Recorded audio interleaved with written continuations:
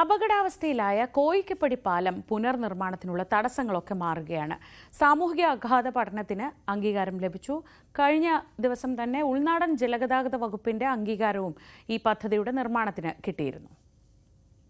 അപകടാവസ്ഥയിലായ കായംകുളം എരുവ കോയിക്കപ്പടി പാലത്തിന്റെ പുനർനിർമ്മാണത്തിനുള്ള വഴിയൊരുങ്ങുന്നു. പുനർനിർമ്മാണത്തിന് മുന്നോടിയായി നടത്തിയ സാമൂഹികാഘാത പഠനത്തിന് വിദഗ്ധ സമിതിയുടെ അംഗീകാരം ലഭിച്ചു. കോയിക്കപ്പടി പാലത്തിന്റെ പുനർനിർമ്മാണത്തിന് 2022 ഭരണാനുമതി ലഭിച്ചത്.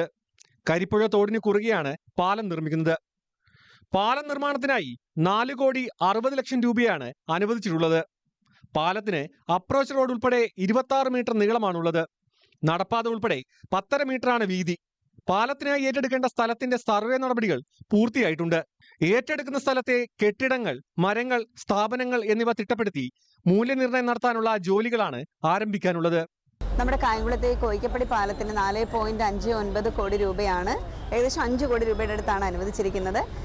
ചില സാങ്കേതിക തടസ്സങ്ങളാലാണ് ആ പാലത്തിന് നിർമ്മാണം വൈകിയത്. കാരണം ഇറിഗേഷൻ ഡിപ്പാർട്ട്മെന്റിൽ നിന്ന് ഹൈറ്റ് സംബന്ധിച്ച ഒരു അനുവാദത്തിന്റെ ആവശ്യമുണ്ടായിരുന്നു.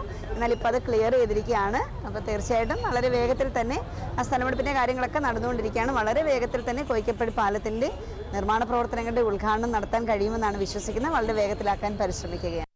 കായംകുളം മുട്ടം റോഡിനെയും കായംകുളം തിരുവല്ല റോഡിനെയും ബന്ധിപ്പിക്കുന്നതാണ് കോയിക്കപ്പടി പാലം. കോയിക്കപ്പടി പാലം പൂർത്തിയാക്കുന്നതോടെ കരിയിലക്കുളങ്ങര ഭാഗത്തു നിന്നും എരുവ വഴി നേരിട്ട് കായംകുളം തിരുവല്ല റോഡിലേക്ക് എത്തുവാൻ കഴിയും. ഇടുങ്ങിയ എരുവ കോയിക്കപ്പടി പാലം പുനർനിർമ്മിക്കണമെന്നുള്ളത് പ്രദേശവാസികളുടെ വർഷങ്ങളായിട്ടുള്ള ആവശ്യമാണ്. ന്യൂസ് 18 കായംകുളം.